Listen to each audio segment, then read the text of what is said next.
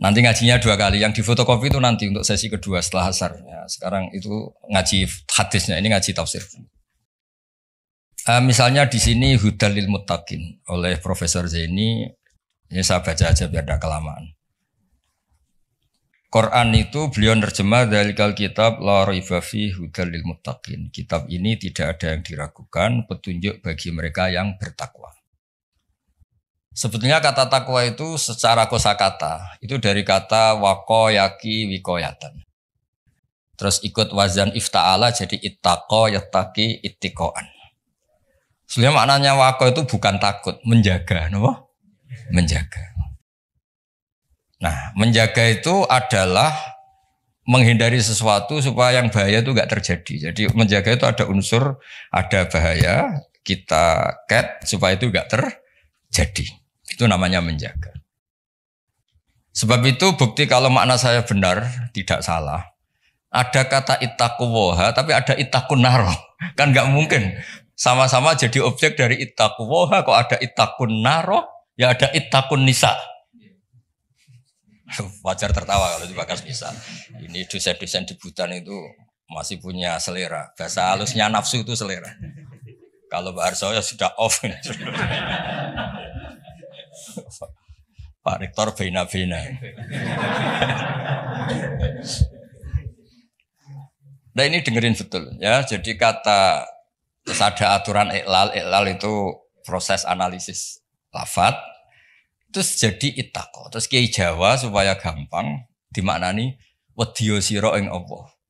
Lho Allah itu zat yang menyenangkan, Tuhan yang menyenangkan kok malah ditakutin. Itu kan sebetulnya janggal. Tapi alhamdulillah barokahnya ini DPPA ya. Enggak pati mikir ya enggak pernah janggal.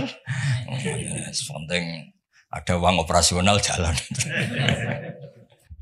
Yang jalan jangan hanya uang operasional. Dakwahnya juga jalan. Kayak Universitas Islam itu yang jalan jangan insya Allahnya Islamnya.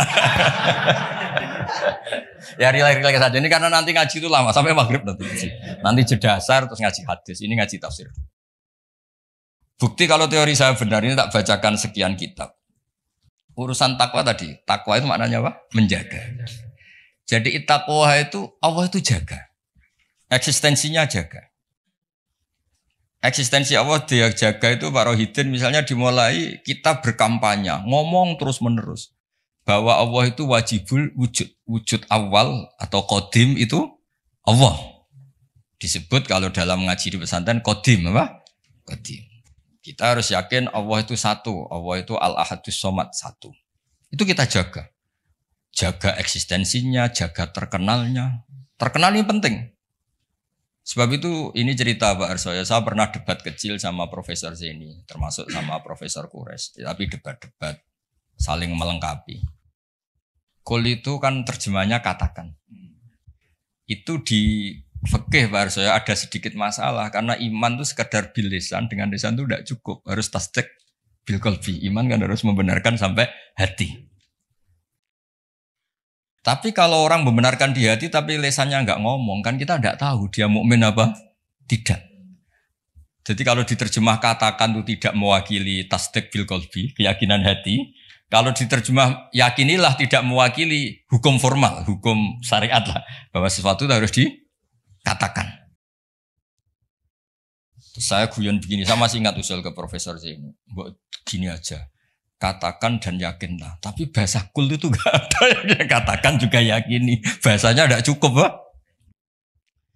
Nah, akhirnya kita butuh seni ngelola agama ini.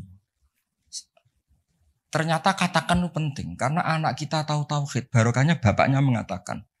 Umat ngerti tauhid, barokahnya guru-guru mengatakan. Ada sosialisasi. Jadi berkahnya kata-kata itu kemudian orang lain bisa mendengar. Orang lain bisa meniru. Paham ya? Lagi-lagi itu juga menjaga Allah. Makanya ketika Nabi dakwah sirron sama Allah lama-lama disebut fasda bima tu'mar apa? Fasda bima tu'mar. Kebenaran itu harus muncul, harus dikatakan. Nah ini sambil ngopi. Yang ngopi ketua sukunya aja ya. Anak-anak itu nanti ngopi sendiri aja.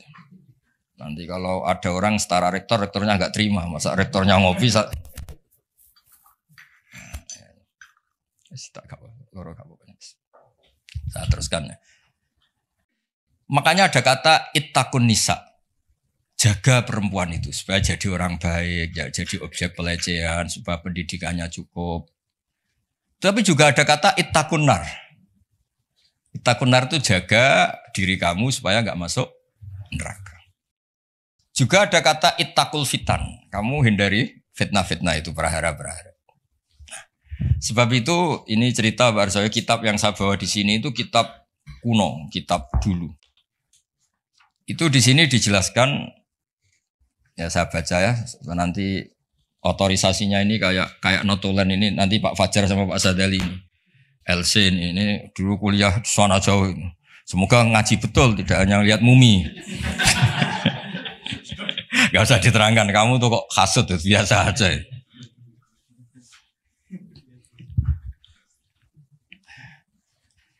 Nah, jadi takwa itu, apa? Kata apa? Takwa ini di kitab saya halaman 36, kayaknya Pak Fajar gak punya kitab ini. Nah, saya baca dulu ya, nanti difinalisasi sama ini, biar difoto nanti ya teman-teman.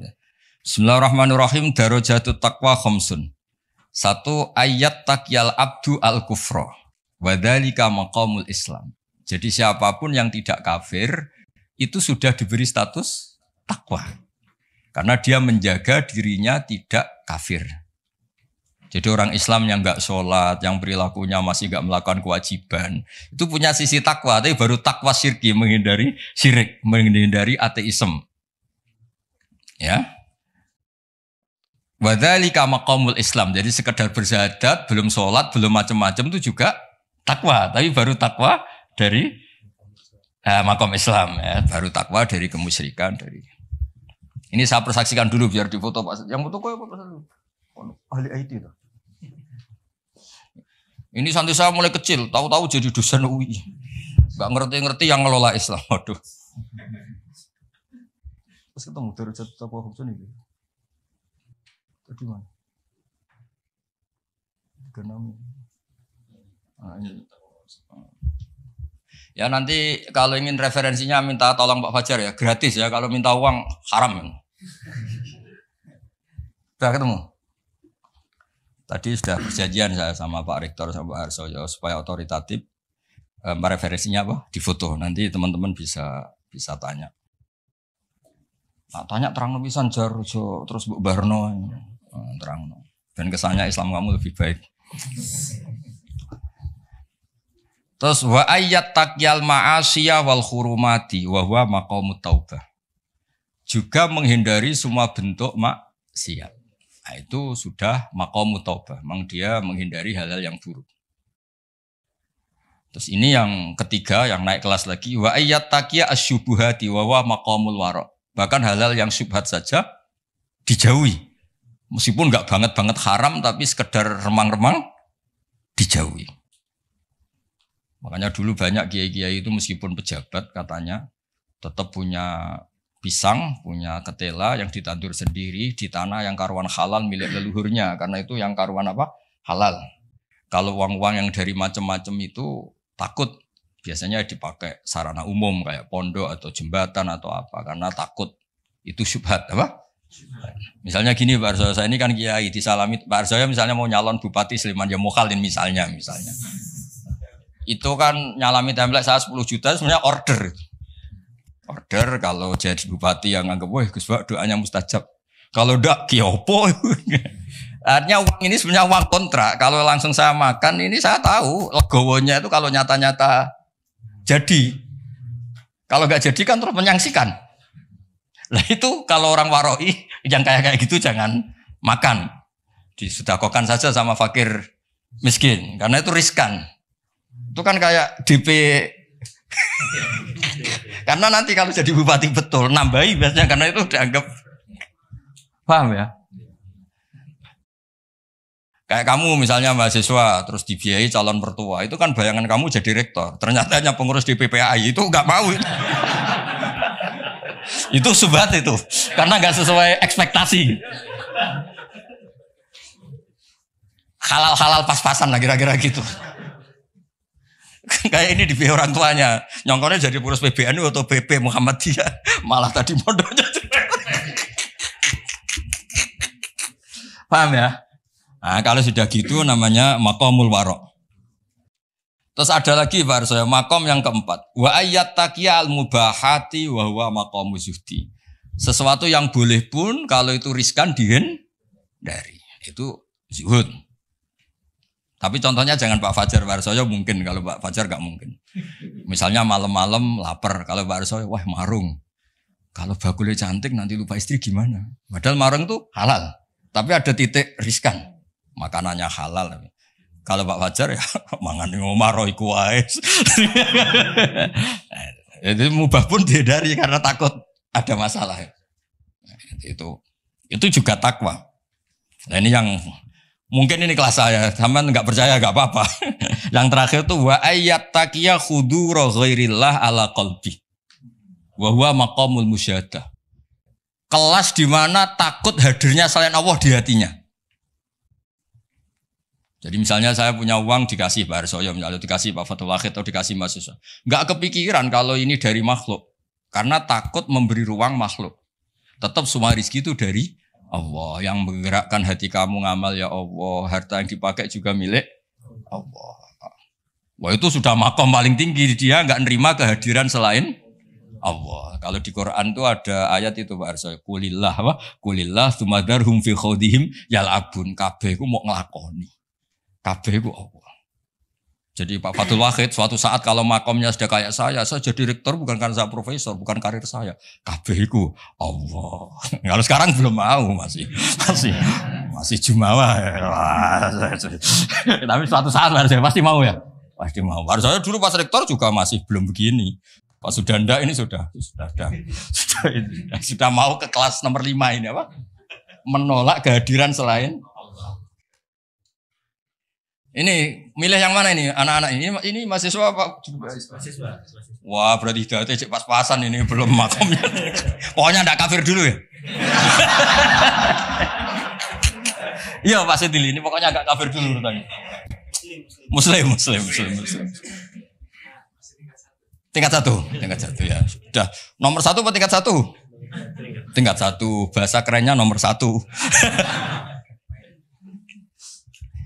Ya, jadi saya pastikan makna saya itu benar, bukan karena saya sombong atau merasa apa-apa, karena ini referensinya jelas. Ini kan makanya saya tadi matur ke Pak Rektor, Pak saya ngaji yang sangat otoritatif. Ya, satu menghargai UII sebagai kampus besar, apalagi pakai label apa?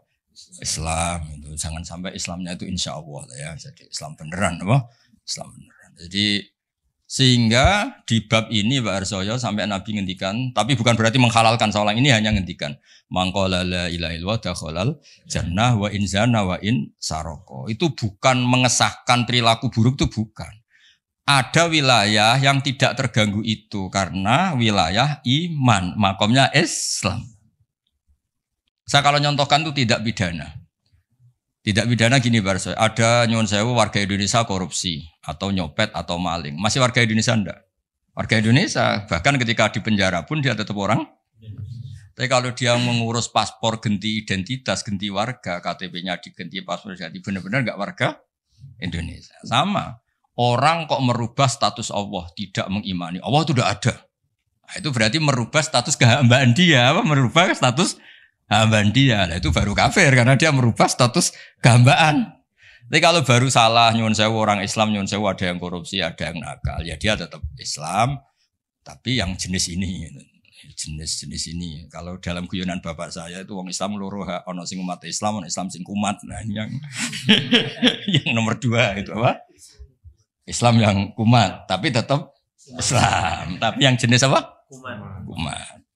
Kumat itu pilih entah itu agak masalah dengan dirinya. Ya clear ya. Nah, supaya Anda nanti kalau baca kata itu di hadis. Ada lagi bukti teori ini benar. Di surat Ahzab kalau nggak salah itu ada ayat gini. Ada yang hafal Quran enggak ini? Dari sekian. Hafal separuh-separuh lah. Coba ngaco-ngaco, yang lamat-lamat lah. Yang hawasi. Coba ngaco aja, lumayan nanti biar cari. Ya. Enggak akan saya tes sudah. Siapa Pak Sadili itu?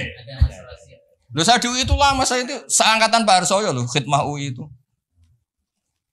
Ya di Quran kan ada ayat apa? Tsumma aurasnal kitab alladzina astofaina min ibadina. Pertama yang disebut apa? Faminhum zalimul linafsi.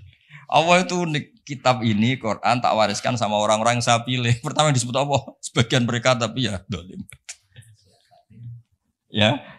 Karena tadi ada zalim yang tidak ganggu iman. Ya tadi misalnya nyuwun sewu ada copet, ada maling, ada orang-orang yang berbuat buruk. Dalam keyakinan madzhab Ahlussunnah wal Jamaah dia tetap mukmin karena tidak merubah status, apa? Tidak merubah. Kayak tadi orang copet, orang maling, tetap Indonesia enggak? Tetap karena masih ngakui warga negara apa? Ya, tapi kalau dia sudah merubah KTP-nya, paspornya dan benci Indonesia, namanya sudah enggak warga. Nah, kira-kira kafir tuh kayak gitu. Dia merubah status dia hamba, jumawa, angkuh, enggak ngaku eksistensi Allah. Itu disebut mulhid atau mungkir. Itu sudah, meskipun dia enggak pernah melakukan dosa-dosa besar, tetap saja enggak muslim kan? Ya, jadi clear ya. Jadi maknanya takwa sebenarnya maknanya apa? Menjaga. Makanya nanti maknanya proporsional. Misalnya ada kata ittaqun nisa, jaga perempuan supaya tidak jadi objek orang-orang nakal, supaya tidak berpikiran nakal, tidak berperilaku nakal. Ittaqun nar juga sama, jaga supaya kamu gak kena api. Nah, kalau Allah ini kan agak unik. Allah itu zat yang menarik, yang mahbub, yang kita cintai. Kemudian disuruh takutlah pada Allah. Masa Allah ketemu Allah takut? Malah kita disuruh fafirru ilallah, mendekat ke Allah kok malah. Nah, takutnya apa? Jangan melakukan sesuatu yang bikin Allah murka. Nah, clear ya. Terus kedua menyangkut asbabun nuzul. Ya ini yang mulai tambah menarik ini ya satu-satu. Asbabun nuzul itu begini. Quran itu punya kata-kata Pak Arsoyo, kata-kata yang umum.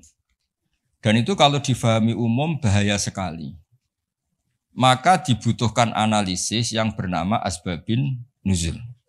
Misalnya di Quran ada ayat fa'enama tuwallu fasamma wajhuwa.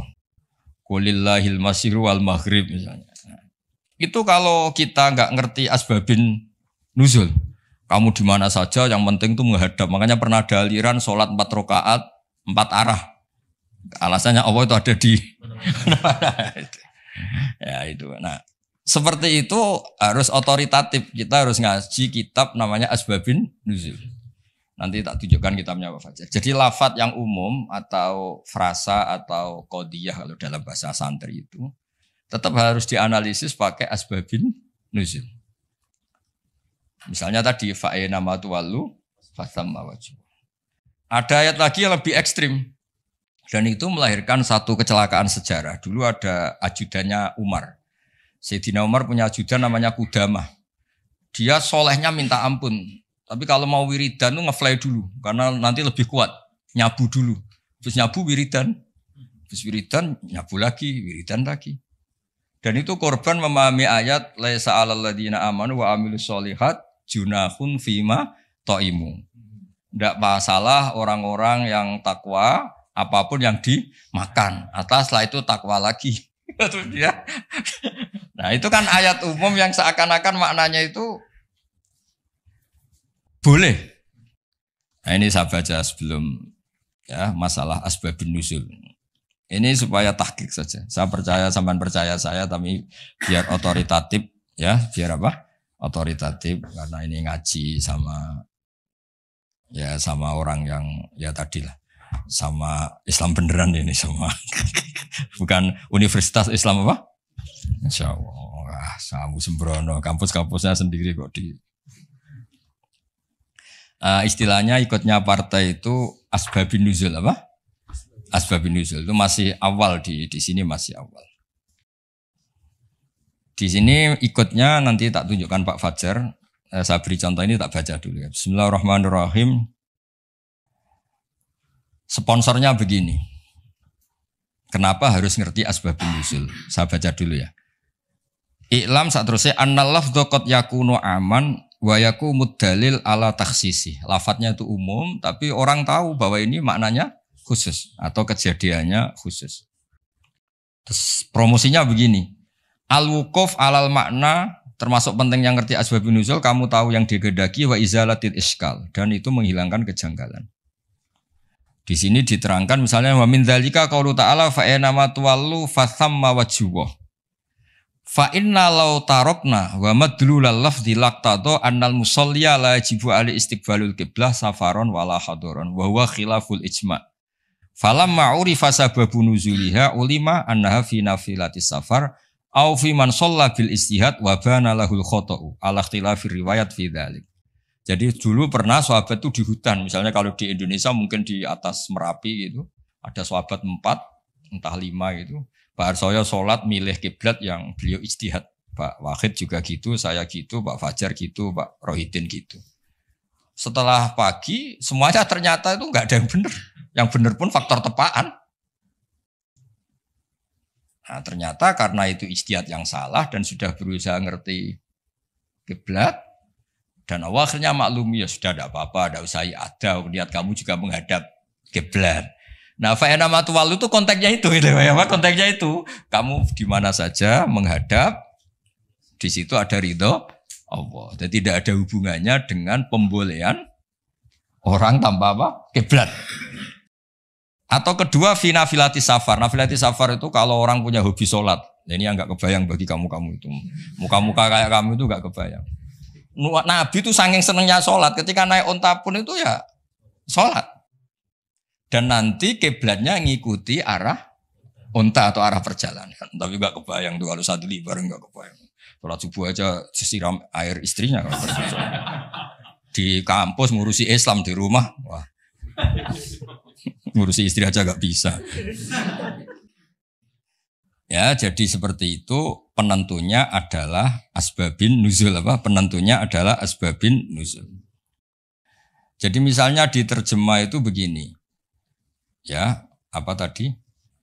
Fa'ena matwallu fathamma wajhuh. Itu kan kesannya tadi. Kesannya itu kayak kita bebas gitu apa? Kayak kita apa? Bebas. Nah, tapi ternyata yang dikehendaki itu adalah kiblat dalam konteks orang tersesat atau orang yang di safar. Ya, jelas ya. Jadi ini terus saya baca di kitabnya ini. Fa'ena matwallu fathamma wajhuh. Itu konteksnya hanya itu saja. Konteksnya nafilatis safar, Nabi saking senengnya sholat itu adalah sampai ketika naik unta pun inginnya sholat. Tapi untuk sunat tuh ya, jangan untuk fardu ya. Kalau untuk fardu sebagian ulama rata-rata bilang itu iadah. Kalau untuk apa? Fardu. Terus atau orang bingung. Makanya di kitab fikih itu ada bab begini Pak Fajar. Al istihad la yunqadu bil istihad. Itu termasuk contohnya itu ada orang, satu orang sholat 4 rakaat dengan 4 arah. Jadi adalah sekarang kepikirannya sana kiblat. Rakaat kedua rubah sana. Sampai dijajal semua. Karena dia berusaha menemukan kiblat, Allah ngapresiasi. Sholatnya itu dianggap sah. Karena dia sudah berusaha mencari kiblat. Nah, ayat-ayat seperti itu konteksnya adalah masalah asbabin nuzul. Bukan punya makna umum yang terus orang bebas tanpa apa? Kiblat ya, yang bukan berarti orang terus bebas tanpa apa? Kiblat. Ya, clear ya? Biar sampean ngerti. Nah, begitu juga seterusnya ada ayat Ba'arsoya inna sofal marwata min sya'airillah. Itu kan terusannya itu agak ekstrim. Kamu yakin enggak sa'i di sofa marwah itu wajib apa sunat? Wajib kan? Bahkan rukun. Tapi redaksinya Quran itu saya mencari di terjemah ini Fajar di ayat Baqarah 158. Nah, biar orisinil. Baqarahnya 158. Sofa dan marwah termasuk syiarnya Allah. Terus Allah ngendikannya itu agak ringan. Maka kalau kamu kaji, kalau sa'i ya enggak apa-apa. Kalimatnya fala junah itu enggak apa-apa. Kesannya kan bisa ya, bisa tidak. Sudah ketemu. Kegiatan. Gimana itu? Sesungguhnya Sofa dan Marwah adalah termasuk sebagian syiar Allah. Maka barang siapa yang berhaji atau umroh, tidak ada salah baginya untuk bersa'i di antara keduanya. Tidak bersalah kan? Padahal hukumnya sa'i itu sekedar tidak bersalah apa harus? Harus. Ya? Terus yang fa'ena matwalu terjemahkan 115 itu, wajah terjemah. Aku mau suhu kok mau terjemah. 115. 115 atau yang Pak Enamat lalu satu mau. Kamu ya nggak apa-apa, sadari ben gak nganggur ya. Walillahil masyriqu wal maghrib fa aina ma tawallu fasamma wajhullah. Sadili itu nama mursyid toriko terkenal, macam Sadilian. Tapi nggak ini. Ya kan toriko Sadilian terkenal. Jadinya gini itu nggak tahu. Artinya milik Allah timur dan barat, kemana saja kamu menghadap wajah, disitulah Allah ada. Sungguh Allah maha luas dan maha mengetahui. Udah terjemahnya bawa aja, nanti tak tunjuk. Ayatnya tenang aja, tidak usah nyari kamu tanya. Tak kon golek ayatnya yang nganti sesuk. Urip meneh mati sesuk mari meneh ra ketemu. Jelas ya, kalau menurut terjemah itu kan riskan bahwa orang bisa berpaham sholat itu kemana saja kan. Nah kalau fala junah itu kasusnya gini. Memang awalnya kasus, makanya saya tidak bilang asbabil wurud, tapi memang asbabil kasus. Dulu di antara rahasia kenapa sih Nabi itu 16 bulan, kila 17 bulan. Pokoknya terpaut satu, kalau enggak 16, 17. Di semua riwayat ahli hadis. Saya ulang lagi, di semua riwayat Nabi itu disuruh Allah itu menghadap ke Baitul Maqdis, Baitul Muqaddas yang di Palestina itu. Karena itu kiblat Ibrahim, di situ ada sokhroh yang dulu dipakai Mi'raj. Itu sirinya, rahasianya. Kalau tadi Pak Rektor bilang asror tadi, rahasianya adalah di seputar Ka'bah itu ada 360 arca berhala. Sehingga Nabi kalau menghadap Ka'bah mau tidak mau otomatis juga menghadap berhala. Nah, di Safa dan Marwah, Safa Marwah kan dekat Ka'bah. Itu ada arca atau berhala namanya Isaf dan Nailah. Ya, namanya siapa? Isaf dan Nailah. Berhalanya namanya Isaf dan Nailah, bukan Sadali dan Fajar, ingat loh. Isaf dan Nailah. Ya, ini rileks saja biar. Nah, ketika Islam datang dan tidak membolehkan yang berbau gituan, itu terus mereka, ya Rasulullah kita ini mau tidak mau harus sa'i karena kita ini umrah atau haji, tapi harus melewati Isaf dan Nailah. Itu gimana? Apa dibatalkan saja kewajibannya? Ya, pertanyaannya itu apa dibatalkan saja? Karena harus melewati dua berhala tadi. Terus Allah menurunkan ayat, ya sudahlah ngitung yang hak saja. Yang hak adalah bahwa Safa dan Marwah faktanya adalah termasuk syiarnya Allah. Jadi ngitung itu hak. Maka kalau di situ terpaksa ada Isaf dan Nailah, nggak apa-apa. Maksudnya nggak apa-apa itu nggak menggugurkan kewajiban saya. Nggak apa-apa itu maksudnya diabaikan, apa? Ya. Diabaikan itu. Yang diabaikan berhalanya. Berhalanya. Ya ibarat gini, ini cerita. Mungkin para sahabat nggak pernah dengar karena ngaji sama kiai NU baru tenanan sekarang. Kiai pesantren maksudnya bukan kiai NU, kiai pesantren. Dulu itu ada kiai khusyuk. Dulu kan masih banyak orang khusyuk. Kalau sekarang kayaknya susah. Itu gak mau haji karena ngerti kalau di pesawat itu mesti ketemu pramugari cantik. Udah cantik ya gitulah, menarik. Takut betul kalau orang khusyuk ini kan, kalau kamu gak kebayang takut kan. Sampai beliau itu hampir fatwa, hampir gak mewajibkan haji. Beliau meyakini, wah kalau haji Gus lewat bank ya transaksinya gini. Nanti di pesawat ketemu orang-orang cantik, wah itu haram gini. Oh, gaji-gajinan orang Jawa itu gak merasa gaji-gajinan gitu. Karena dianggap itu manek, penghalang status wajib atau penghalang hukum wajib. Akhirnya ketemu banyak kiai, terus diingatkan, termasuk pakai takbir ini, inna sofal marwata min syairillah. Jadi dulu itu pernah ada haram itu diabaikan tadi, demi kebaikan haram itu diabaikan. Artinya meskipun di pesawat ada pramugari, kalau mau haji ya haji aja. Yang nggak boleh yang godanya itu, kalau hajinya ya dong ya. Jangan kok terus boleh kamu minta nomornya, itu enggak, maksudnya itu ya haji aja. Soal itu diabaikan. Ini bisa, kalau ini sudah bisa kayaknya sudah bisa. Tapi kalau yang enggak bisa ini apa itu? Sana. Clear ya? Clear ya?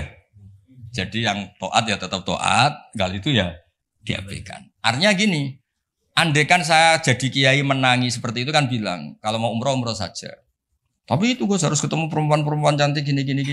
Ya itu diabaikan saja, tidak mengganggu kewajibannya. Nah sama, Ya kira-kira gitu loh. Jadi fala junaha itu tidak apa-apa, itu tidak apa-apa. Sudahlah tetap sa'i saja, abaikan yang tadi. Jangan terus itu mengubah kewajiban. Kalau itu pakai gitu ya tidak ada orang kuliah. Anak perempuan mau kuliah di UI, itu dosennya Pak Fajar, Pak Sadali.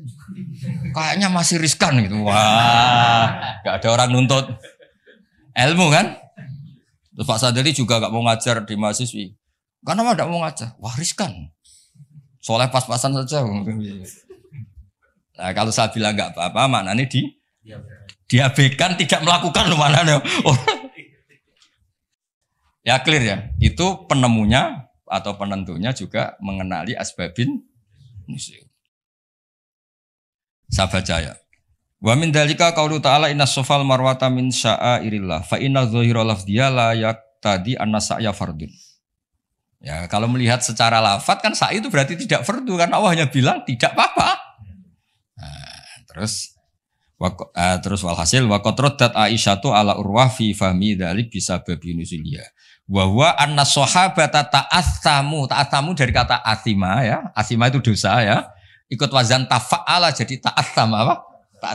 Ta'assama itu merasa dosa. Ya, anna sahabata ta'assamu binasai bainahuma li'annahu min amalil jahiliyah karena pernah ada tadi isab dan ayat. Foto sih. Tak tudono ben ra kesuwen. Anna sahabata ta'assamu. Ya nanti nagih Pak siapa? Fajar sama Pak Sadili sama Pak Nanang yang ngurusi apa? Islam. Ngurusi Islam di UII bukan di sini. Di sini saya yang ngurusi.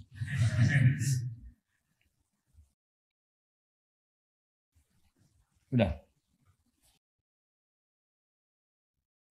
Ya clear ya. Jadi terus sekarang masalah nasa mansuh ini kan clear tentang muqaddimah apa? Ilmu apa? Tafsir. Nasa mansuh itu kelihatan datar tapi itu urgen sekali. Karena agama sebagai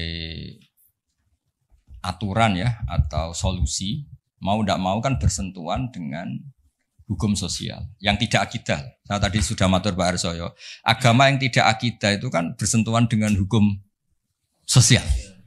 Kalau yang akidah jelas Allah itu satu, la ilaha illallah wahdahu la syarikalah kalau sosial. Saking bersentuhan dengan sosialnya itu Pak Fathul Wahid. Imam Syafi'i itu punya istiadat begini Pak Arsoyo. Ketika Nabi misalnya sedekah atau zakat pakai kurma atau pakai susu kering misalnya. Sedekah atau zakat atau dulu ngamal pakai dinar. Pakai apa? Dinar.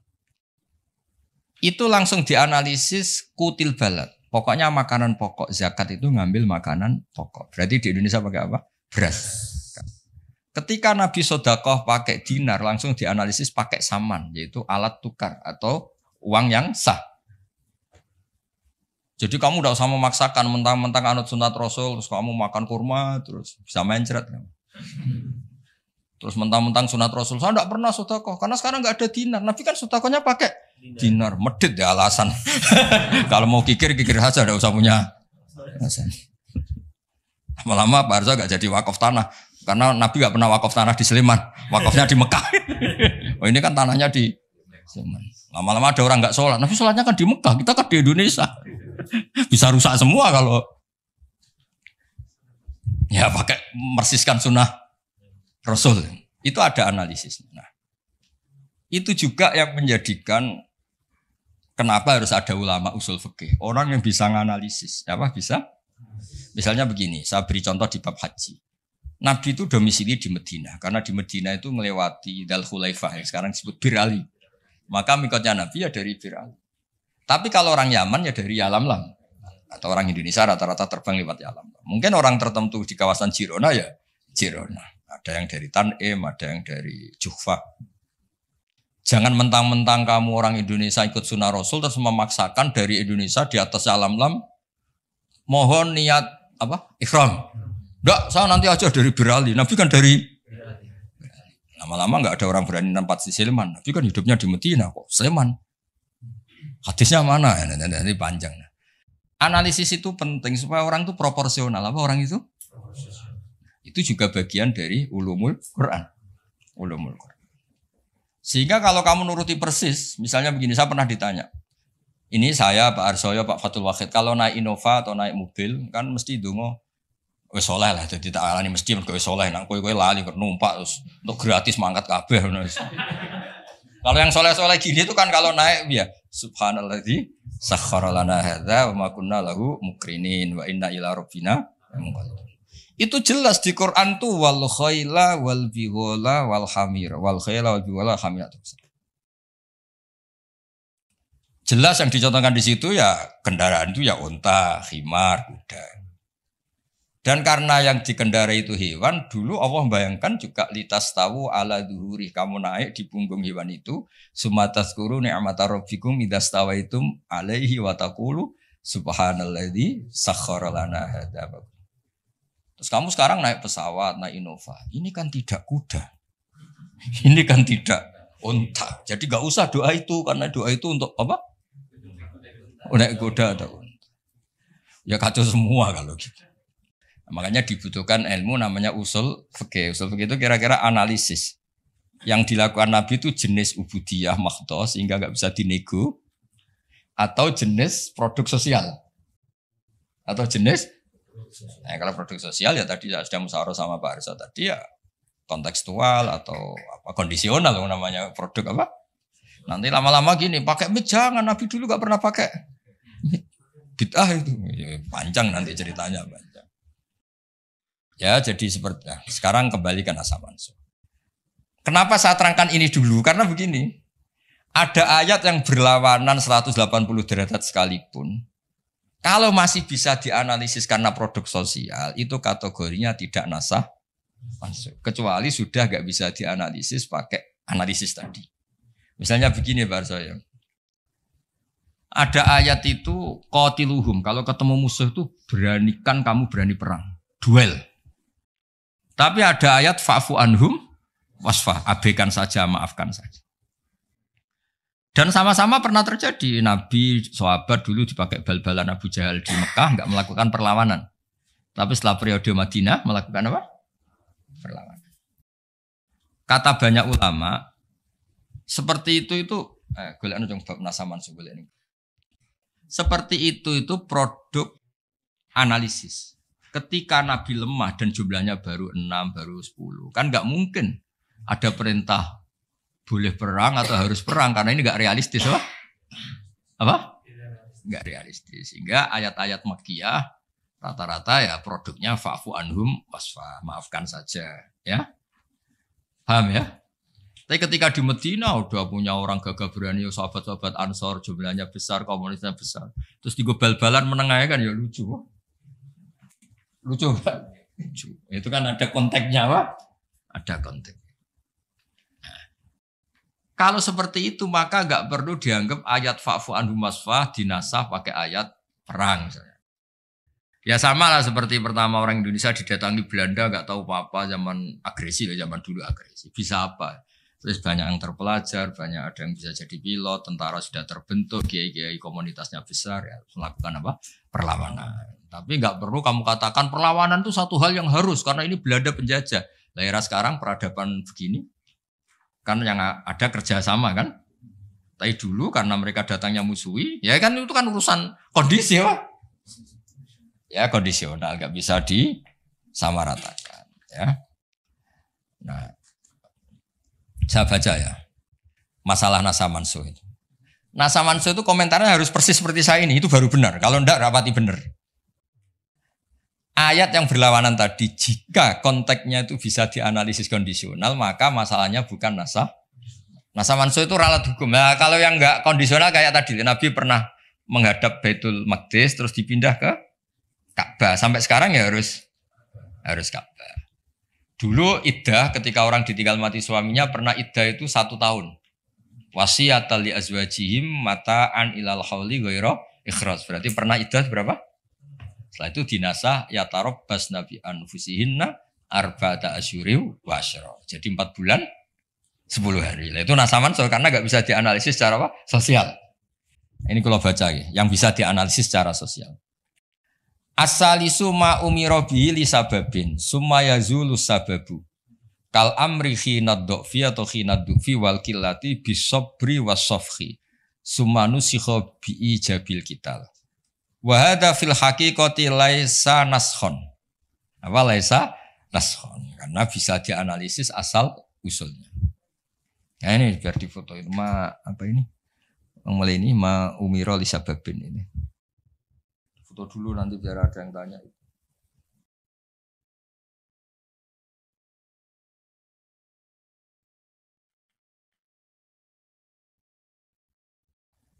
Sudah.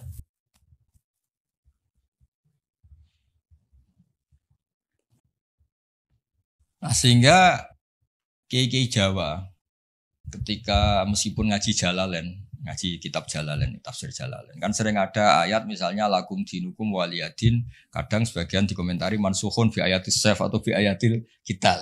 Itu kiai Jawa tidak ada yang ikut meskipun mereka baca kitab karena ngerti konteksnya apa? Ya, misalnya kita dulu ketika Jepang datang ke sini itu memang jajah ya kita bilang ada revolusi jihad, misalnya resolusi jihad, ada resolusi jihad. Dulu Mbah Hashim, Mbah Ahmad Dahlan juga sepakat melawan penjajahan, apa ngelawan? Jadi ketika ke sini studi banding atau ke sini tukar ilmu ya nggak ada masalah kan?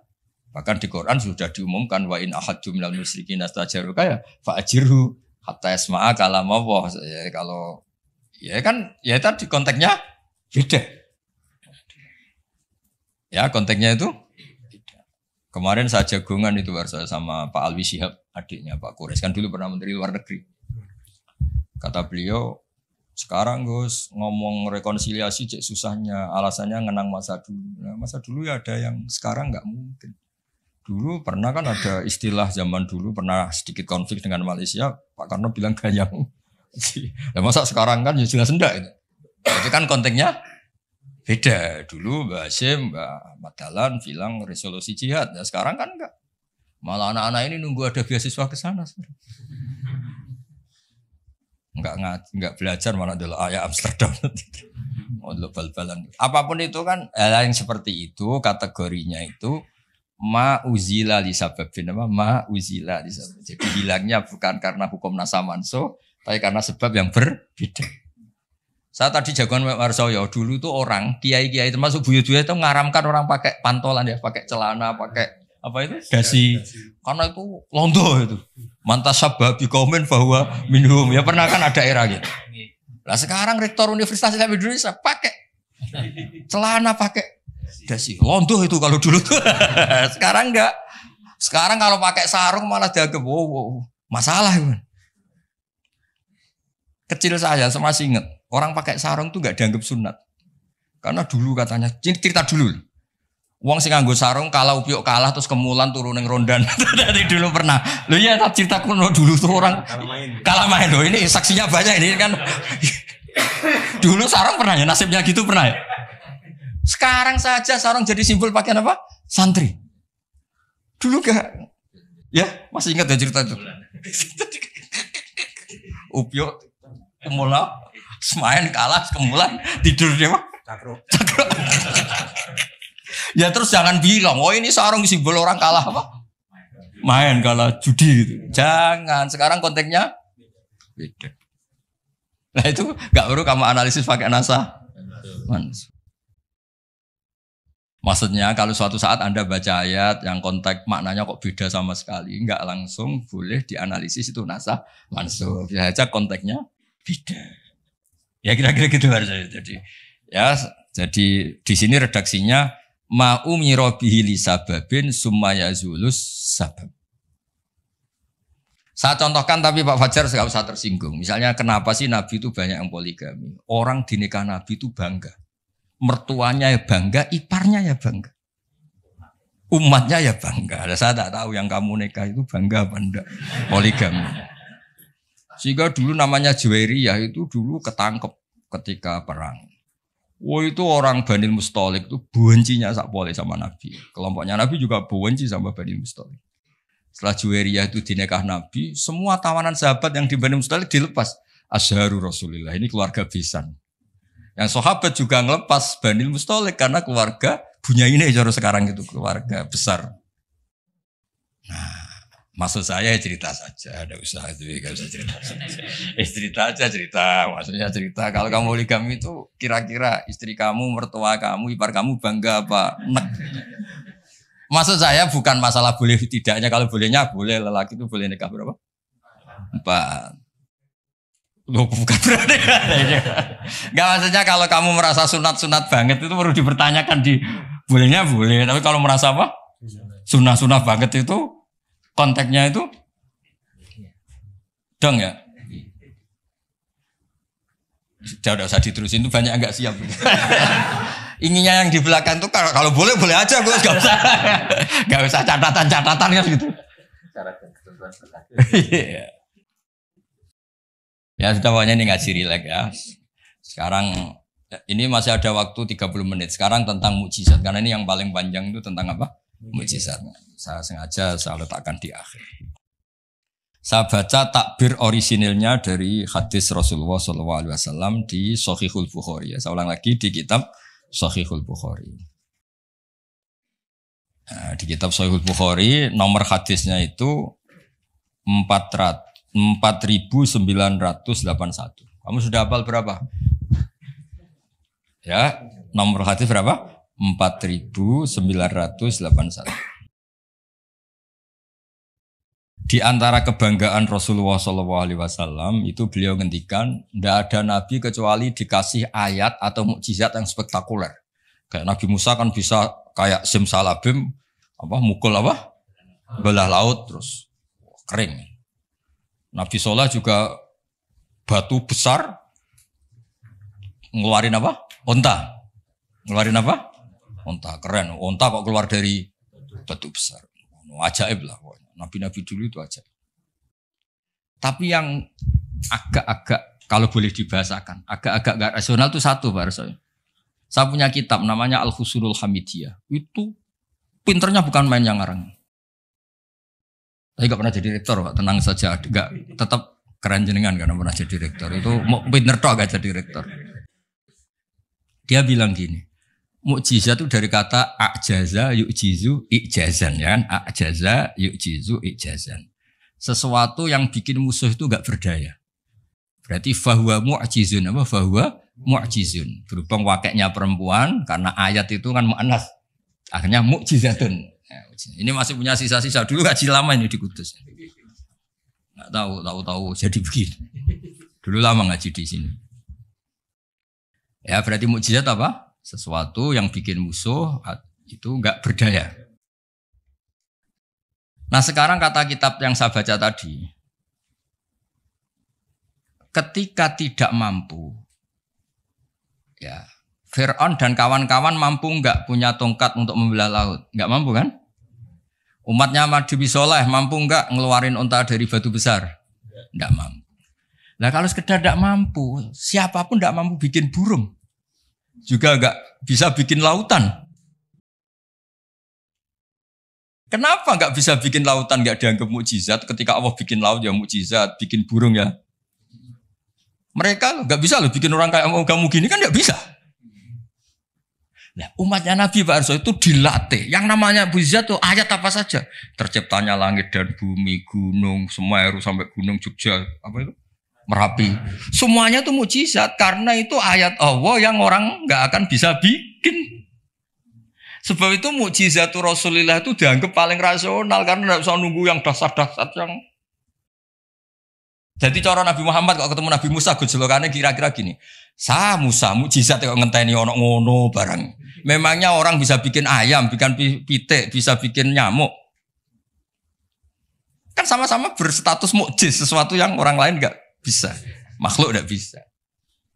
Lah umatnya Nabi itu enggak dilatih yang gitu-gitu, dilatih inna fi khalqis samawati wal ardi waqtilafil laili wa nasabdur wal fulki sampai kabeh la ayatil liqaumi yaqilun. Kalau kamu punya akal tuh semua sudah mukjizat. Ngapain sih mukjizat kok nunggu gitu-gitu gitu. Clear ya? Jadi makna mukjizatnya enggak kena untuk umatnya Nabi Musa itu enggak kena. Untuk ngakui lemah saja kok nunggu pertunjukan. Bikin rambut aja kan ya ada. Bisa untuk ngakui Allah dijaya saja kok nunggu pertunjukan. Harusnya keseharian kita juga sudah ada pertunjukan Allah yang menunjukkan kita ini tidak siapa. Makanya di kita disebut wa ma min dabatin fil ardi wala ta'iri yatiru bi janahihi illa umamun amsalukum. Inna fi khalqis samawati wal ardi satrusnya la ayatil liqaumi yaqilun. Enggak usah. Wa min ayatihil lailu wan naharu wasyamsu wal qamar. Semuanya itu sudah mukjizat, enggak usah nunggu. Nah, ini saya baca ya. Pak ngaji ini kondang. Saya baru ini ngaji seterhormat ini didampingi rektor sama sekretaris pembina badan wakaf. Kayaknya nanti kalau Mungkar Nakir ketemu saya, wah ini kayak hebat. Kenapa? Ngaji aja ditunggu rektor terus. Rektor. Tapi tadi pas beliau nunggu saya, Pak Arso makom saya sudah yang kelima tadi. Tidak boleh hadir selain Allah. Jadi ya sudah. Akhirnya saya bilang, ini Allah sendiri yang mendatangkan, ini Allah sendiri. Sudah nggak penting semua. Wah, kalau pakai makom kelima, saya tidak terima kasih karena menolak kehadiran selain Allah tadi. Makomnya sudah kulillah, jumadarhum fi khawdihim. Kalau kamu masih butuh Pak Rektor, nak menurut sampean diangkat jadi dosen. Pak Fajar juga butuh, dulu dosen nggak tetap, gara-gara kroninan terus jadi dosen tetap. Nggak apa-apa lah, ini cerita guyon aja, tapi agak bener. Loh, kamu masih butuh kan? Kamu butuh kenal rektor butuh nggak? Oh butuh sekali kan? Badan wakaf butuh sekali, nggak ngucur dananya bisa ditarik. Tadi Jogja sini bisa ditarik. Kalau makom saya tadi yang kelima tadi menolak hadirnya selain Allah. Itu makom musyahadah. Tapi saya enggak, saya tetap syariat tuh, maturnuun. Saya baca ya. Kata Nabi, sabda Nabi, ma minal anbiya'i nabiyyun illa u'tiya minal ayat ma misluhu amana alil basar. Ini di hadis Bukhari. Ikutnya juz 4. Wa inna ma kana alladhi utitu wahyan awhahu wa ilayya fa arju an akuna aktsarahum tabi'an yaumal qiyamah. Semua nabi itu punya mukjizat yang dahsyat. Tapi itu tidak ada apa-apanya dengan mukjizat saya. Mukjizat saya itu Quran dan saya berharap dari mukjizat yang rasional ini kemudian pengikut saya yang terbesar. Nah, itu komentator sarahnya ini Fathul Bari dikarang oleh Ibnu Hajar Al-Asqalani. Pengarangnya itu kelahiran Gaza. Gaza itu kelahiran Gaza. Ya, jadi Bukhari itu kitab Sahih Bukhari itu pengarang sarah paling terkenal itu Fathul Bari. Pernah dengar toh? Dengar toh ya? Nah, ya, itu tak bacakan. Komentarnya bagus di sini. Saking bagusnya nanti di itu Hajar ya di foto. Komentarnya begini. Kenapa begitu ya? Kira-kira gitu. Pertanyaannya kenapa begitu? Ini rasional sekali cara analisisnya. Annal mukjizat al-madiyata kanat khisiyatan tusyahadu bil absor kana qati sholeh wa asa Musa. Wa mukjizatul Qur'ani tusyahadu bil basirah. Fayakunu mayyatabi'u li ajliha aksar. Li annal ladzi yusyahadu bi ainir ra'si yang qaridu bingkiradi musyahidihi. Walladzi yusyahadu bi ainil aqli baqin yusyahidu kullu man ja'a ba'dal awal mustamirran. Foto dulu, engko tak terangno. Nah, iki sing khisiyah mulai khisiyah.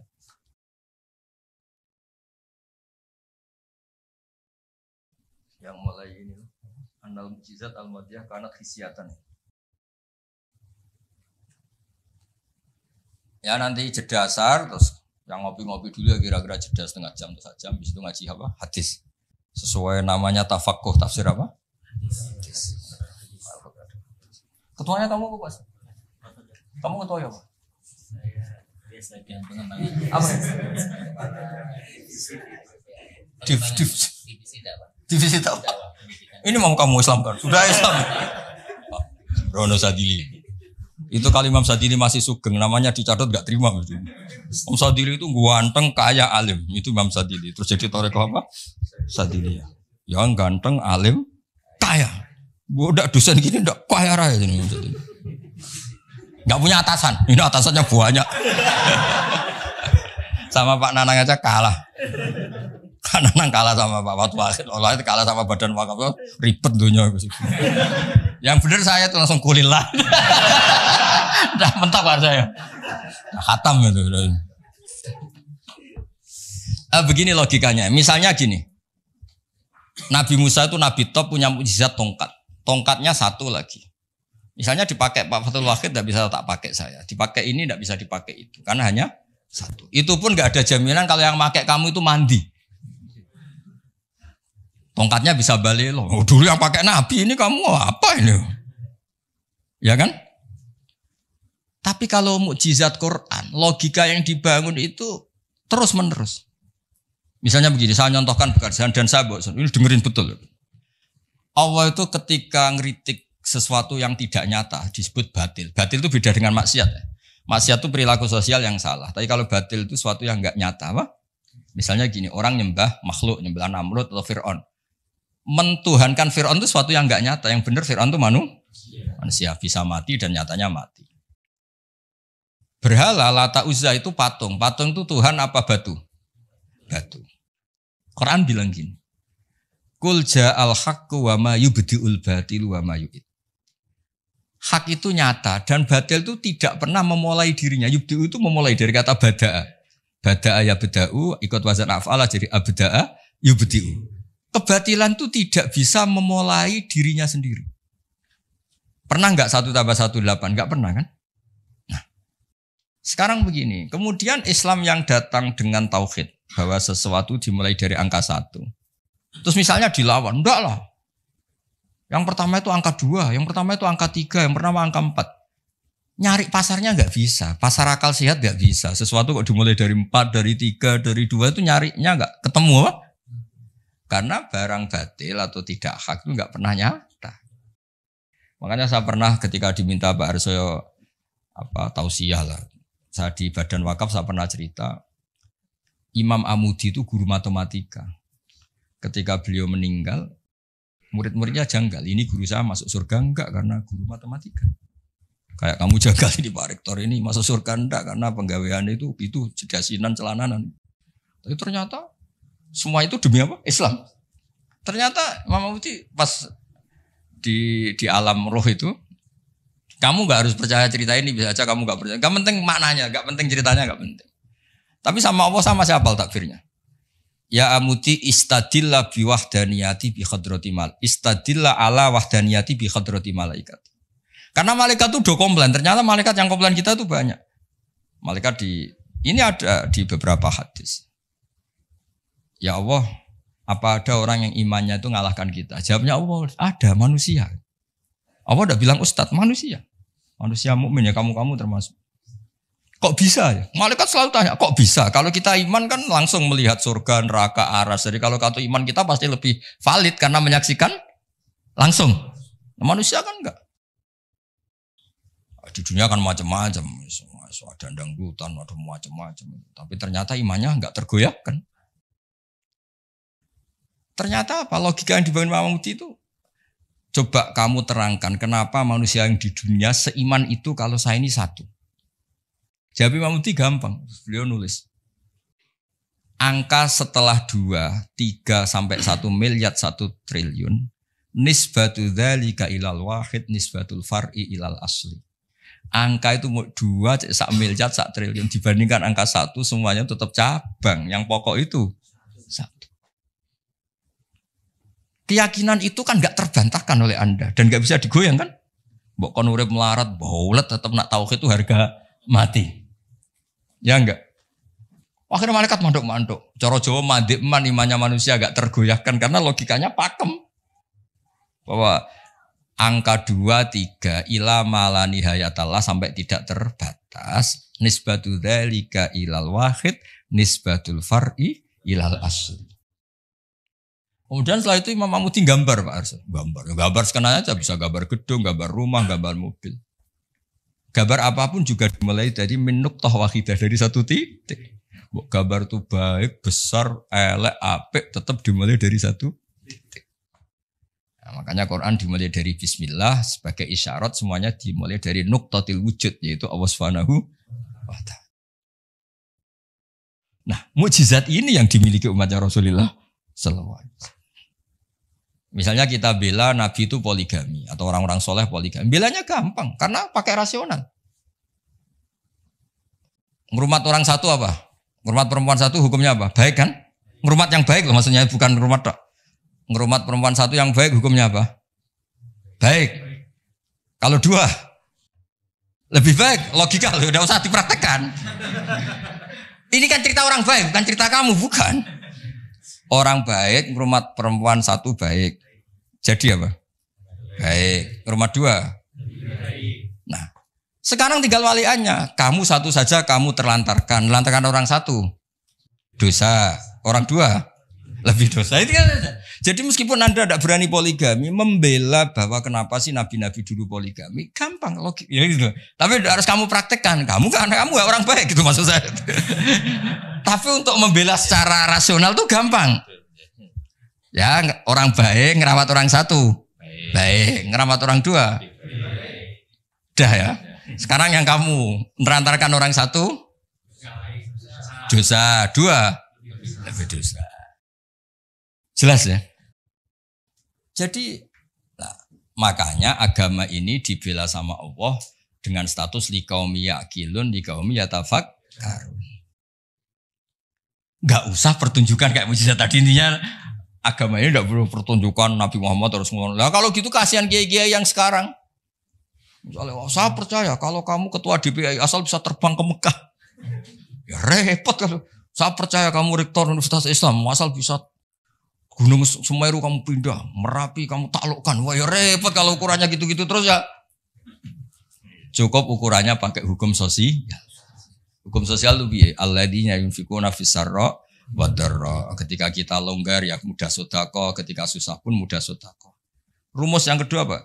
Termasuk wal kadhiminal ghaidha. Coba sistem sosial itu yang menyelamatkan itu satu, wal kadhiminal ghaidha. Kalau emosi itu dikendalikan. Coba andaikan Pak Waktu Wahid ketika jadi dosen, kalau emosi nabrak mahasiswa, kalau emosi nendang mahasiswa, enggak akan jadi rektor, di penjara. Berarti yang menyelamatkan karirnya apa? Wal kadhiminal ghaidha. Sebagian hadis nerangkan apa? La taghdab faradada miran faqala. Pak Arso juga sama, kan beliau dulu ketika sekedar dosen sudah nampari mahasiswa, enggak akan pernah jadi rektor. Sudah di penjara. Saya jadi kiai meskipun kata orang banyak salim terus nuabuk ikon langsung gagal jadi kiai.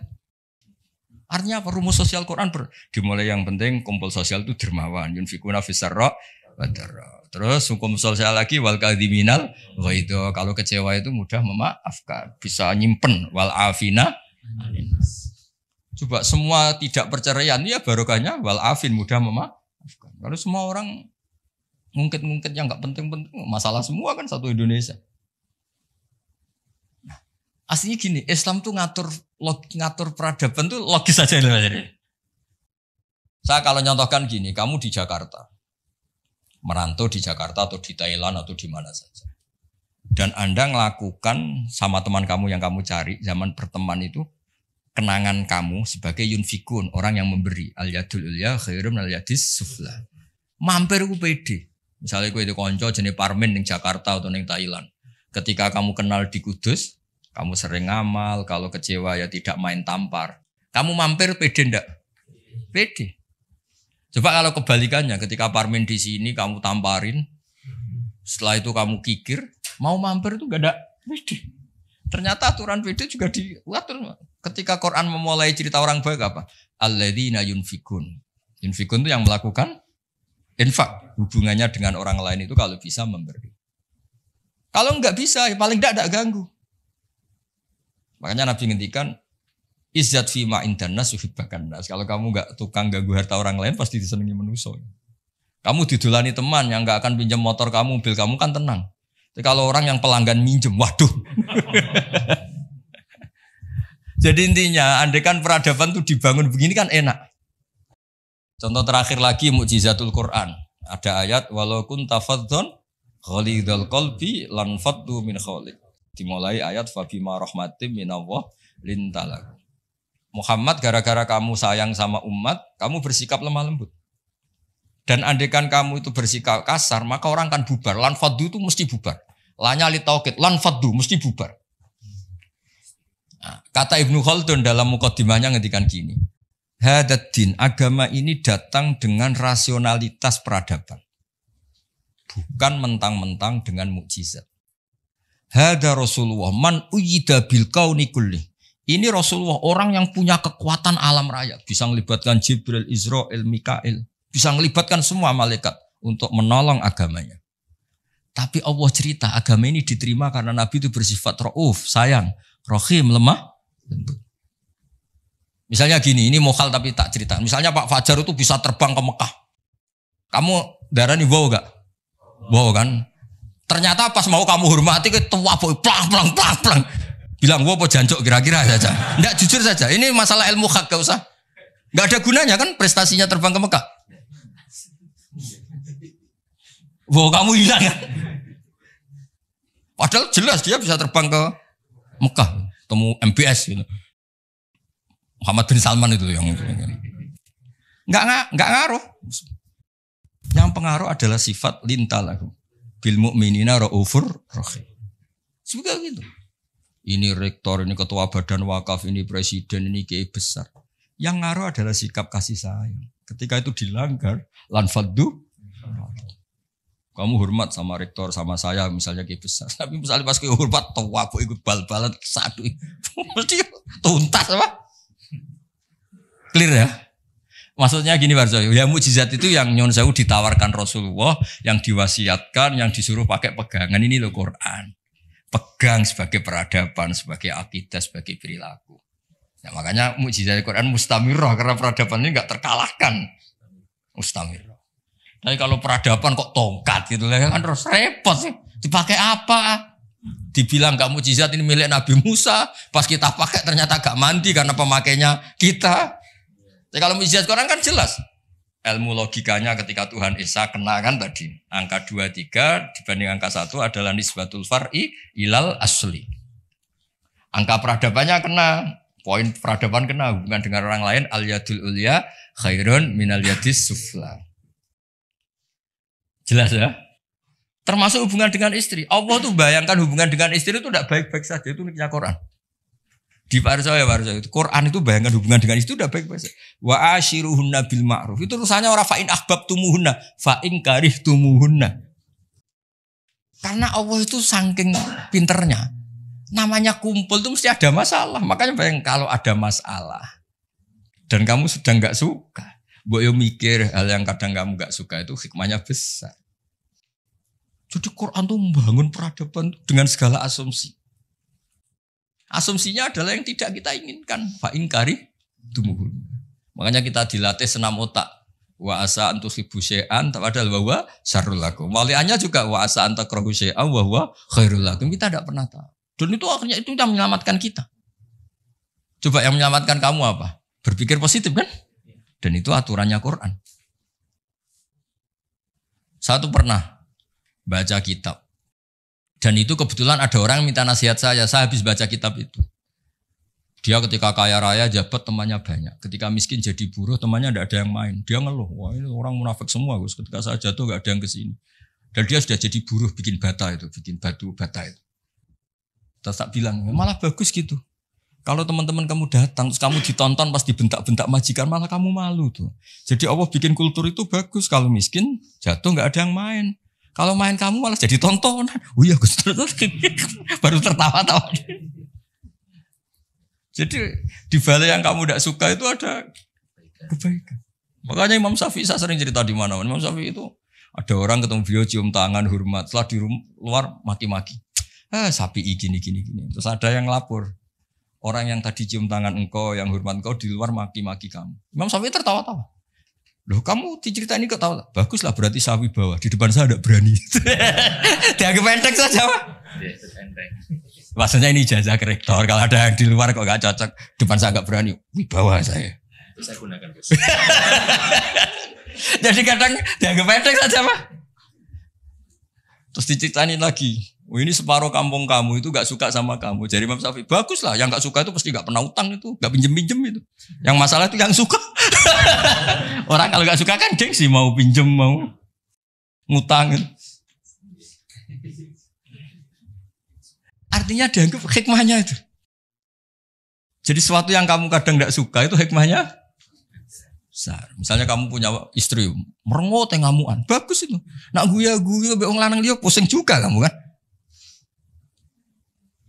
Ya intinya itu apa ngajari kita senam otak wasa untuk ibu syai'au wa syarrul lakum. Kadang wasa antakrahu syai'a wa khairul lakum. Terus kita berkesimpulan gimana? Wa ya'lamu wa antum la ta'lamun. Sudahlah kita sebagai manusia yang lemah berkesimpulan yang tahu itu apa. Kita tahu apa? Kita tahu apa. Nah, hal-hal gini yang menjadikan Quran itu abadi. Ya ini sebelum asar tak bacakan takbir lagi ini di kitab Itqan. Ini lebih bagus, lebih ekstrim. Itu tadi kitab Fathul Bari yang barusan tak baca Pak Fajar. Kalau ini dari kitab Al-Itqan. Itqan itu spesialis tentang ulumul Quran. Ini kalau mau Pak Arso ya. Wa aksaru mu'jizati hadhil ummah aqliyatun li farati dzakaihim wa kamali afhamihim. Wa li anna hadhihi syari'ata lamma kanat baqiyatan ala safahatid dahri ila yaumil qiyamah khussat bil mu'jizah al-aqliyah al-baqiyah. Jadi agama ini karena akan dipakai sampai kiamat, maka agama ini harus logis. Karena ini yang bisa menyelamatkan. Misalnya gini logis, ketika saya hubungan dengan Pak Fathul Wahid baik-baik saja, karena hubungannya saling manfaat. Dan Islam mengharamkan madharati ke orang lain, merusak orang lain, merusak sarana umum. Dan itu yang menyelamatkan peradaban adalah Allah gak suka perilaku apa? Merusak. Kita di mana-mana kan baik-baik saja kalau kita tidak merusak hanya orang lain. Terus Allah cerita lagi, wa yuhibbul muhsinin misalnya, inna wa yuhibbul muhsinin. Kita hidup di mana saja kalau kita ihsan pasti baik-baik saja. Gak usah pakai mukjizat tongkatnya Nabi Musa tuh, mentang-mentang go tongkat ngalor ngidul, pakai akek Sulaiman misalnya, gak usah. Yang menyelamatkan kita itu peradaban yang dibangun Allah Subhanahu wa taala. Nah, cari-cari foto Amit Pak Fajar. Nah, ini mulai itu.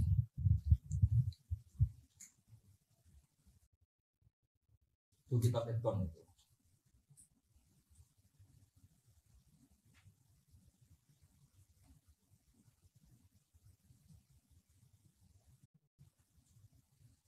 Ya, jadi kalimatnya itu ya kalimat di kitab Itqan ini jelas khussat bil mu'jizah al-aqliyah.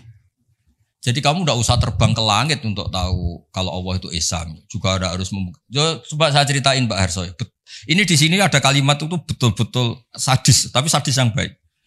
Wa aksaru mu'jizati Bani Israil kanat khisiyatan li biladatihim wakillati basaritihim. Dasar bodoh, mukjizat agak wow itu gak ngandel. Misalnya contoh barang gini, andai kan Anda jadi Nabi Musa, Anda akan ya jadi rektor aja agak susah apalagi jadi Nabi Musa. Nabi Musa itu pernah debat Pak Arso sama Fir'aun. Pertama debat itu lucu, Nabi Musa kan disuruh Allah datang ke Fir'aun. Terus dia cerita, Fir'aun kamu harus nyembah Allah, Allah itu Rabbul Alamin. Kata Fir'aun, Tuhan kamu itu siapa kalau gitu? Ya Rabbul Alamin, Rabbus Samawati wal Ardi yang nuhani langit dan bumi. Dari Fir'aun gini, terus manggil Haman, Haman itu ajudannya. Jangan dibahasakan arsiteknya nanti tersinggung ini yang arsitek. Sebenarnya Haman itu kan arsitektur. Iya kan? Enggak usah. Jangan terus arsitektur berarti jabatannya apa? Jangan. Ini arsitektur yang Islami ini. Kata Fir'aun. Ini contoh bahwa akal dengan dasar itu menang akal. Saya ulang lagi, akal dengan dasar itu menang akal. Kata Fir'aun gini. Saya jalan-jalan kemana-mana setahu saya yang dituhankan saya. Karena dia pakai contoh fisik. Khisyah itu fisik yang bisa diindra. Ma'alim tulakum min ilahin huiri. Saya jalan kemana-mana ternyata yang jadi Tuhan itu saya. Nah terus akhirnya Nabi Musa bilang Tuhanku yang menguasai langit. Loh, Fir'aun malah kurang ajar lagi bar saya. Haman sini. Ibnili sorkhan. Ya Haman ibnili sorkhan la ali abluhul asbab. Asbab as-samawati fa'atoli'a ila ilahi Musa. Haman, saya bikinkan piramida yang tinggi. Saya mau ngintip Tuhannya Musa. Padahal Nabi Musa tahu, meskipun diintip juga gak kelihatan kan. Jadi Nabi Musa, saya saja gak pernah lihat, apalagi kamu. Nah itu kan masalah kalau betul sudah bikin piramida. Gak tahu ini pas kuliah belajar apa lihat piramida, gak tahu. Nah, kan masalah ya. Gara-gara orang Bani Israel memaksakan semuanya itu khisyah. Ukuran nyata ndak itu apa? Khisyah, fisik gitu. Nah, ini khisyah. Ternyata apa Pak Arso? Yang bisa mengalahkan Fir'aun itu logika yang dibangun Nabi Musa. Makanya di alam roh itu Nabi Musa itu ditanya sama Allah. Musa, keinginan kamu yang belum kesampaian apa? Menjadi umatnya Rasulullah Muhammad. Kenapa? Karena itu rasional Pak. Tapi enggak kuliah di UI, andekan nyata jadi enggak mau tetap. Aku yakin orang Bani Israel gengsinya tinggi, enggak mau tetap dia. Dia tetap jadi umatnya Nabi, tetap saja enggak mau kuliah apa? Masuk Nabi di direktori, enggak Nabi kan enggak mau. Yang bisa mengalahkan apa Pak Arso? Ini cerita nyata, pentingnya rasional. Dasar sama rasional itu menang. Kan pertama debat. Tuhan kamu itu siapa? Rabbus samawati wal ardi wa ma bainahuma in kuntum muqinin. Fir'aun masih belum kalah. Debatnya depan umum, ada ajudan-ajudannya ada. Jangan bilang ada pembantu rektor, jangan ada ajudan-ajudannya. Kalau ada pembantu rektor nanti rektornya berarti mewakili. Wah, bahaya itu kalau contoh itu. Nah, ternyata jurus yang menang itu jurus rasional. Nabi Musa bilang gini, Rabbukum wa rabbu abaikumul awwalin. Yang nuhani nenek moyang kamu. Wah, langsung kepikiran.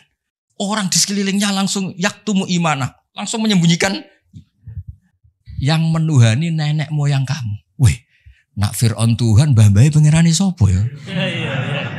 Ini kan ada tanggal lahirnya, Tuhannya itu ada surat kelahirannya, ada tanggal. Iya. Aktenya ini gimana yang babanya tidak bertuhan kan? Itu menjadikan waqala rajulun mu'minun min ahli fir'auna yaktumu imanah. Karena rasional itu bisa menjadikan orang sekeliling Fir'aun terus iman. Jangan Fir'aun itu geblek tenan manjen. Wong karuan dekne lahir di bapak di mbak terus babayu pangerane. Leluhurnya Tuhannya siapa kalau Tuhannya dimulai dari dia? Akhirnya banyak yang diam-diam itu iman. Berarti apa? Jurus menjelaskan yang dahsyat mulai melibatkan piramida ternyata kalah dengan jurus rasional. Nah, makanya apa mukjizatnya hadil mah khussat bil mu'jizah al-aqliyah al-baqiyah.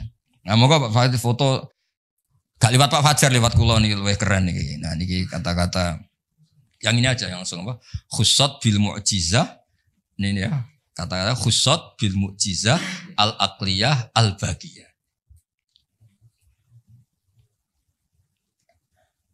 Dah. Ah ya, lengkap. Ini kitabnya kitab-kitab judulnya di foto ini Fathul Bari sama.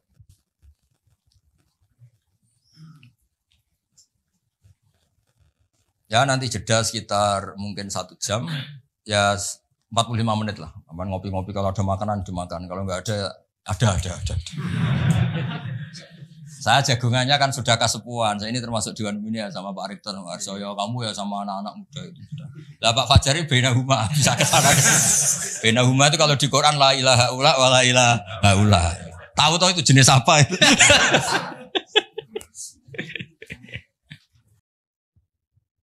Ya jadi itu cerita mukjizat versi kitab Fathul Bari sama kitab Itqan. Ini versi kitab Ijazul Quran. Itu lebih dahsyat lagi cara nerangkan. Ini yang ngarang Abu Bakar Al-Baqilani. Ini mbah gurunya Imam Ghazali. Imam Ghazali itu punya guru namanya Imamul Haromen. Itu punya guru lagi namanya Abu Bakar Al-Baqilani. Itu beliau ngendikan begini Pak Arsoy. Muqaddimahnya gini. Innama yujibul ihtimama attama bima'rifati i'jazil Qur'an anna nubuwata nabiyina alaihi salam buniyat ala hadhil mu'jizah. Jadi kenabian Nabi Muhammad itu adalah dibangun atas mukjizat Quran. Karena Nabi nyuwun sewu kan enggak punya tongkat kayak Nabi Musa, juga enggak pernah mengeluarkan unta dari batu. Tapi ketika Nabi mendakwakan rasionalitas, misalnya rasional gimana? Ini alam tuh makhluk, di mana-mana makhluk itu ya ada kholiknya. Kholiknya ya pasti qadim. Masa kholik datang kemu? Masa Tuhan kok lahir di bumi kan ya udah lucu kan? Tuhan kok pahpo kayak Fir'aun, jadi gitu dimumi lagi kan ya lucu kan sih. Tuhan kok tenggelam kan ya banyak yang. Jadi Nabi kalau datang tuh penjelasan. Saya beri sekian contoh di Quran betapa Nabi bisa menaklukkan pikiran orang Arab dengan rasionalitas. Ada orang Arab dulu itu cerita, problem kita itu banyak, maka Tuhan kita harus banyak. Ketika Nabi mendakwahkan satu Tuhan, mereka bilang aja'alal alihata ilaha wahida innaha adalah syai'un ujab. Masa Tuhan banyak, Tuhan apa sedikit, problem kita banyak, ya Tuhannya harus banyak. Terus Nabi bikin perbandingan. Darabawa matala rajulan fihi syuraka umutasyakisuna wa rajulan salamal lirajul. Hal yastawiyani masalah. Darabawa rajulan fihi syuraka terusnya. Walhasil ada buruh atau pembantu atau pegawai punya majikan banyak. Perintahnya beda-beda, mutasyakisun, perintahnya beda. Semuanya ingin dituruti. Sama satu orang yang hanya punya satu majikan. Enak mana? Terus orang-orang Arab bilang, ya enak punya satu majikan, punya majikan banyak repot. Ya Tuhan kamu itu majikan kamu. Kalau semuanya jadi Tuhan, perintahnya beda-beda, seleranya ya beda. Beda yang repot juga kamu. Paham? Contoh lagi rasionalitasnya Quran. Quran itu Islam lah. Itu kan selalu bilang La ilaha illallah wahdahu la syarikalah. Tuhan itu tidak punya rival, enggak punya sekutu, enggak ada yang setara. Terus mereka tanya, Muhammad kasihan dong Tuhan kalau sendiri enggak ada yang mitranya atau enggak ada yang setara. Terus Allah cerita ke Nabi bilang, kira-kira gini. Saya ini ketika enggak ada langit bumi ya sendiri yang menciptakan saya semua kata Allah. Tapi orang Arab perasaannya tuh masih suka tamsil. Tamsil itu logika yang auqa'afin nafsi, satu perumpamaan. Allah gaya perumpamaan itu ekstrim. Dan orang pasti taslim, pasti setuju. Misalnya kamu miskin, ini kan mahasiswa rata-rata masih miskin. Yang kaya orang tuanya mungkin. Itu pun kalau yang kaya, kalau enggak kan. Sudah jadi pekerja, merantau di mana-mana. Terus mengumpulkan uang bisa beli Innova. Setelah beli Innova, Pak Harsoyo atau saya atau Pak Warwakid menguasai mobil kamu kayak kamu. Kamu boleh enggak? Enggak boleh kan? Makanya terus Allah bikin darabalakum masalam min anfusikum halakum mimma malakat aymanukum min syuraka'a fi ma razaqnakum fa antum fihi sawa takhafunahum ka khifatikum anfusakum. Allah bikin satu perumpamaan. Misalnya Anda punya mobil yang beli kamu, harta kamu. Kemudian ada orang lain yang gaya menguasai itu kayak miliknya. Kamu boleh enggak? Ya enggak boleh, yang punya saya. Kok ada orang lain sok-sokan? Ya sama. Yang bikin langit bumi itu Allah sendiri. Terus ada orang sok-sokan kayak Fir'aun Namrud, sok-sokan. Gak ikut gawe, gak ikut menciptakan kok nguasai.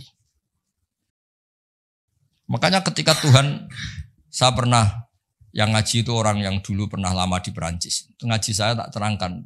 Kata siapa Quran tidak demokratis. Quran demokratis sekali. Kata Allah begini. Tuhan gak saya gak apa-apa kata Allah. Ini gak kata saya, kata Allah. Tuhan gak saya gak apa-apa. Tapi yang kamu katakan Tuhan itu, aruni madza khalaqu minal ardi, hadza khalqullah, fa aruni madza khalaqal ladzina min duni. Ini saya Tuhan yang bisa menciptakan langit bumi. Kalau kamu ngaku Tuhan, bikin bumi tandingan. Ngaku Tuhan kok pakai bumi saya kata Allah. Ngaku Tuhan kok pakai bumi. Bikin sendiri. Sebagian ayat aruni madza khalaqu minal ardi am lahum syirkun fis samawat. Kalau ngaku Tuhan, mbok ya pas saya bikin langit itu sudah ada dia, terus bikin langit tandingan, bikin bumi. Ini enggak bisa apa-apa kok.